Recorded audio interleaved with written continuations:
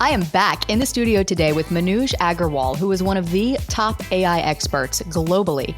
And in the last episode, which if you didn't catch that, go back and listen, episode 224, we talked about the future of AI for podcasting and the pros and the cons and where we should be using it and where it has limitations.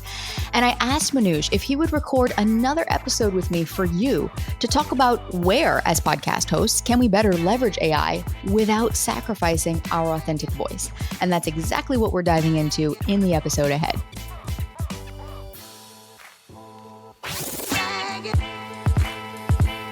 Welcome to Insider Secrets to a Top 100 podcast.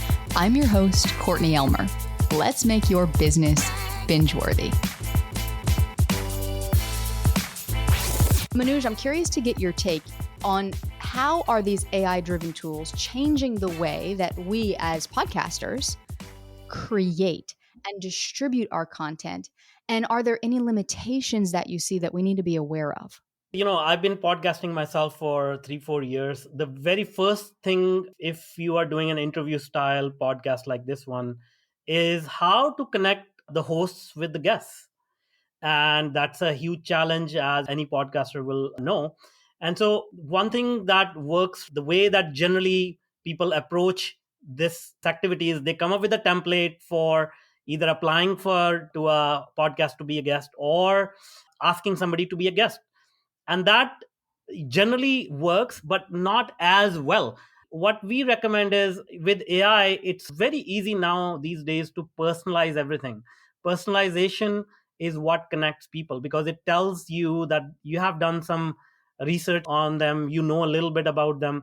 So rather than sending these cookie cutter messages, we highly recommend use AI to personalize every message, and we have seen tremendous amount of increase in responses. So that's one.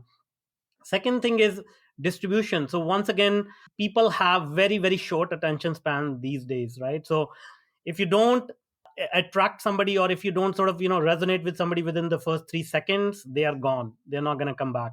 And even if you get 3 seconds of their time, they will decide whether it's worth investing 30 more seconds into what you have to say.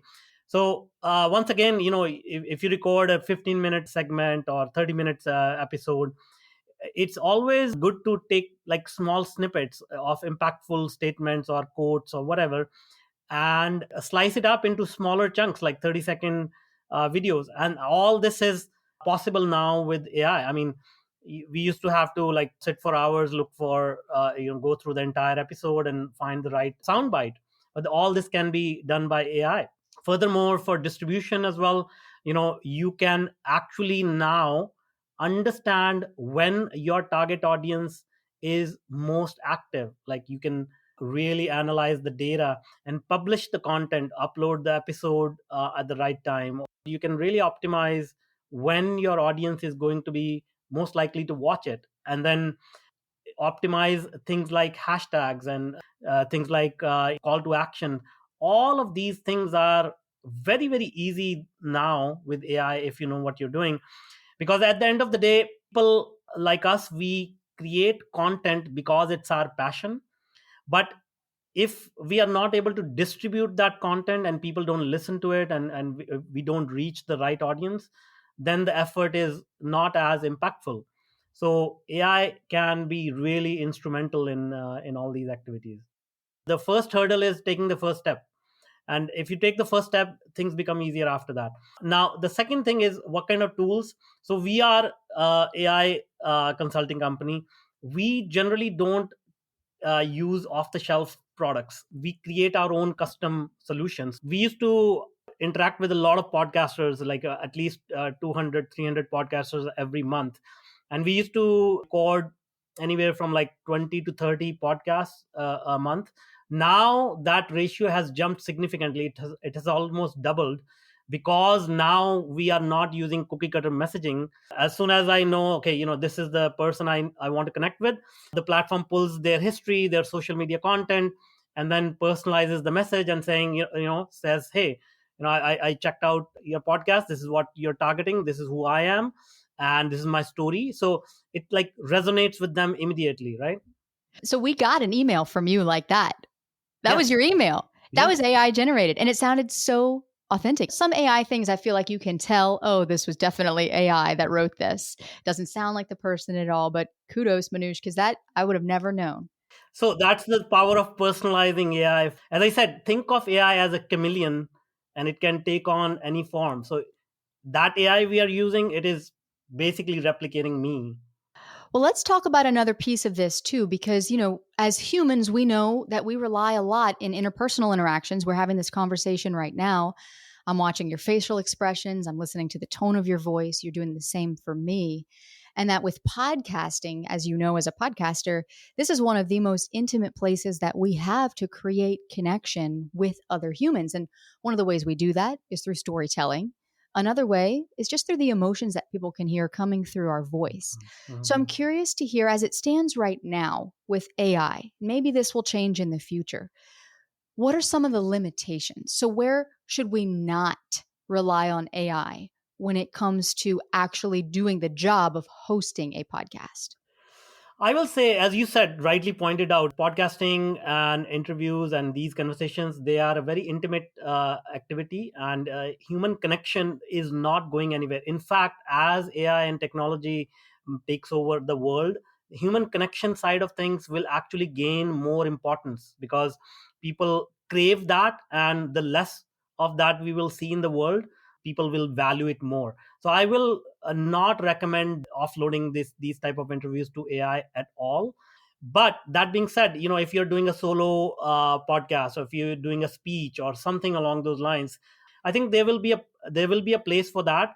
But try to realize one thing: the whole internet is going to be flooded with AI generated content, if it's not already flooded. Like, I'll give you an example. Like, we are in software engineering, and Microsoft released their Copilot for this GitHub, which is the source code repository, and I believe they said like 70% of the code now is generated by AI. So it's similar thing you will start to see in the content field as well. But you have to realize, every time there is mass production of something, the handmade or the authentic stuff that we value goes up. Like, for example, if I look at a replica of Mona Lisa, I can buy it for $1, but the actual thing is worth, it's priceless. So similarly, like, I can go out there and buy a Toyota for like $30,000, but if I have to buy a Rolls Royce, which is handmade, custom, it's like a fortune, right? That is how you want to see your content needs to be like in a Rolls Royce category, not a Toyota category. So glad you said that. I'm curious, have you actually tested solo casting with AI yet? Have you done that yourself? We tested not solo casting, but we tested like creating ads and more short form content. It worked, but not to the extent that we wanted. Like, as you said, the emotional connection was not. We are very big on like impacting people through their emotions, so we didn't find it as relevant. Obviously, we are doing more research, and it's not something that we give up on. That is the future.